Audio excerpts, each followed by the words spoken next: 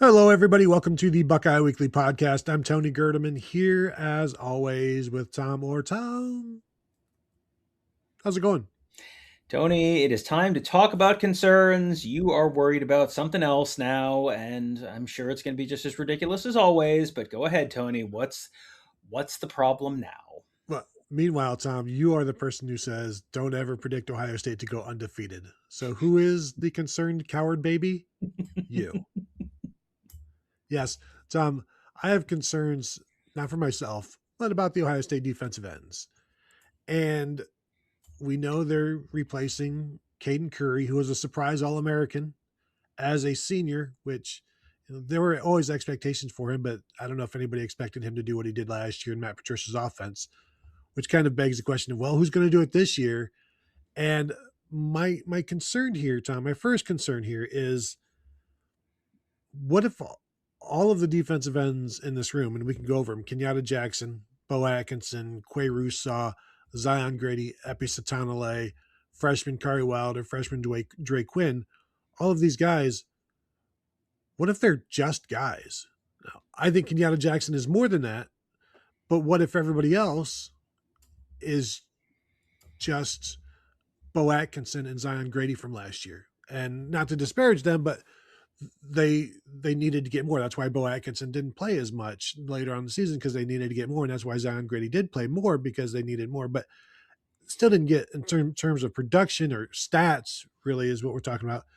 There wasn't a lot there. So what if it's what if it's what if they're just guys, Tom?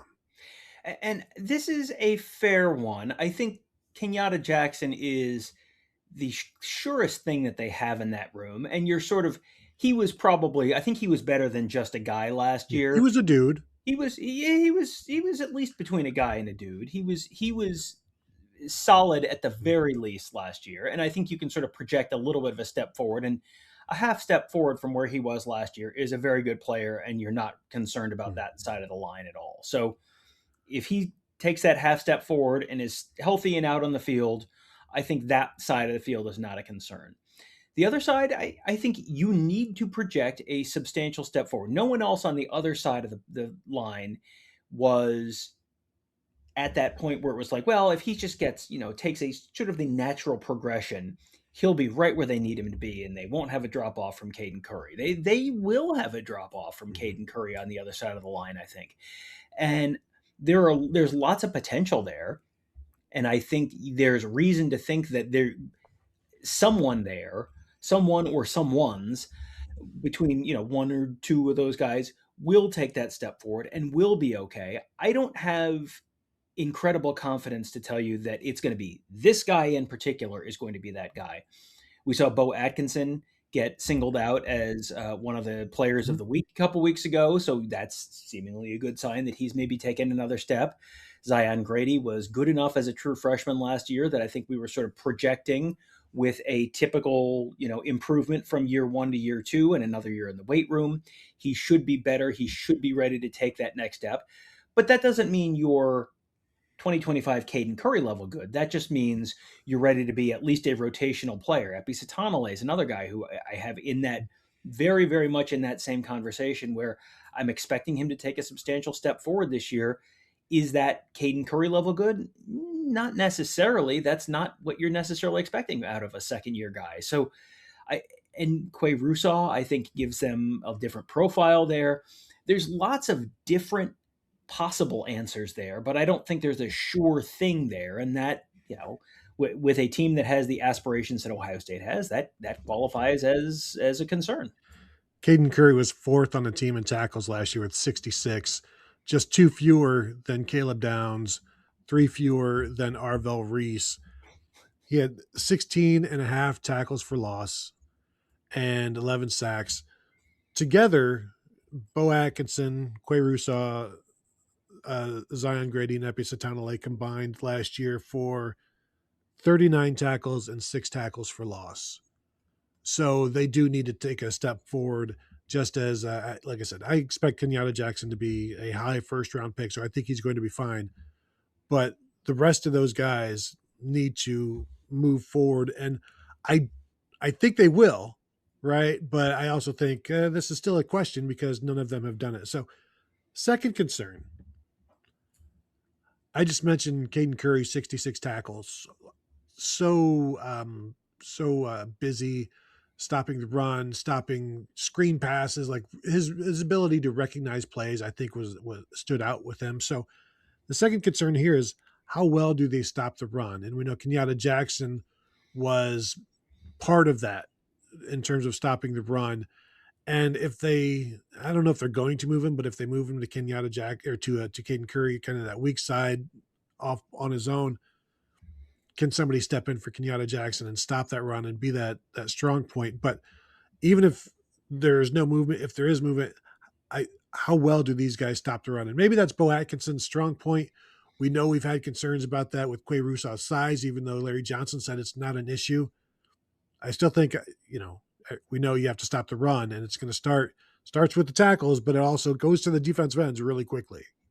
Yeah, and this is a spot where I think my concern with this is not just the stuff that you mentioned, but also they might be asked to do more because you lost Caden McDonald and the interior of the defensive line, and that changes some of the equation. Now, I think you and I are both very, very high on James Smith. I think we're expecting big steps forward from Edric Houston this year. I think John Walker should be really solid. Will Smith should be better than he was last year. But losing Caden McDonald, the interior of the defensive line, that puts a little bit more pressure on the guys on the end. You also, we've talked about this on the linebacker show. You don't have the linebackers behind them that you did last year. And again, I think those guys are probably going to be pretty good this year. It's going to probably be a little bit of a step back. So all of that puts a little bit more onus on those ends to, can you do a little bit more than you did last year? And can they do what they did last year is maybe a fair question. So I think on the whole, the defensive ends are certainly a part of this whole equation, but the defense on the whole, can they be as good against the run as they were last year? I think the answer is almost certainly not. This is, that again, that defense last year was a real historical outlier in a lot of different ways and for a lot of different reasons. And when you have one of the best defenses in school history one year, it's almost natural to, when you lose some of those guys, you're going to take a little bit of a step back. This is an area where I sort of expect them to take a little bit of a step back. And what they were asked to do, and what they did was exactly what they were asked to do. And you're saying they may be asked to do some more things this year, which I agree with. What they can't do is do stuff they're not asked to do and start Yeah. freelancing. And last year's a very disciplined defense. They have to remain disciplined this year. They can't. It can't be one of those things where it's like, I know there's a hole here, so like there's a hole behind me. There's like they have concerns about teammates, so they're trying to do too much. That's something that didn't happen last year, and it's something that can't happen this year, or else things can fall apart pretty quickly. And Matt Patricia has been really good so far on keeping everybody on the same page and keeping them locked in on what they do. Last concern here, Tom.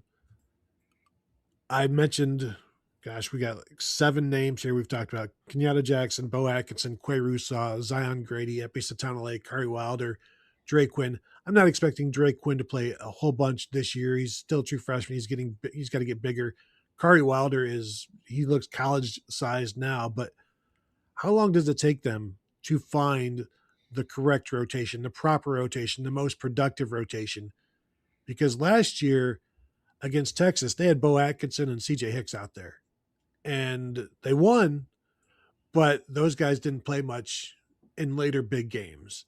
Now, the good news is they have a game to prep for Texas, but it's not the biggest prep game. And I don't know that you're going to learn too much about who should be playing against Texas, because they went through fall camp and they played who they thought they needed to play against Texas. And some of those answers didn't play later in the season. You could throw Bo Jackson in there. We talk about it all the time. He didn't play against Texas. So how quickly can they find that the 4 or 5 that should play as opposed to the 4 or 5 they're going to play?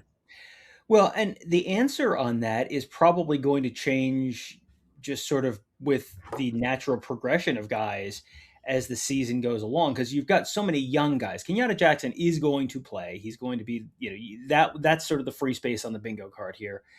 Beau Atkinson, I'm expecting to see a decent amount of him early. I think that's going to be kind of the default answer. Him and Zion Grady probably, and maybe Epi Sitanilei. But then those younger guys, as the season goes along, I don't think Khary Wilder is going to play 30 snaps against Texas. Like that's too early, too Mm. much. You might see him a little bit situationally there. I'm certainly expecting to see him against Ball State. I'm certainly expecting to see him against Kent State. And then you're probably going to see at least some of him against like the Illinois type teams later in September, where it's a Big Ten game, but it's not Oregon or Michigan or someone like that. It's kind of one level down. I think you're going to see him sort of in that rotation, but I think that rotation is going to change a good bit over the course of the season. You do not have, they did not have the luxury of a couple games to sort of figure things out last year, and they certainly don't have that luxury this year either. I think this is just one of those things where this is just you are going to sort of figure it out on the fly to a certain degree, because you feel like you know what you got going into the season because you've seen these guys in fall camp and you've seen them going up against a really good offensive line and a really good offense, and so it's like, okay, certainly you know what these guys are going to do, and then opponents are going to stress you and ask you to, force you to do things that you have not been enforced to do necessarily before. And then you're going to find out, hey, this guy might be better at this thing, or this guy may not be as good a fit for what Texas is throwing at you. And then you got to kind of adapt on the fly. This is one of these things that I think this is probably true of just about every team in the country, but I think it's absolutely true of Ohio State, where you are not going to have answers as early in the season as you want to probably.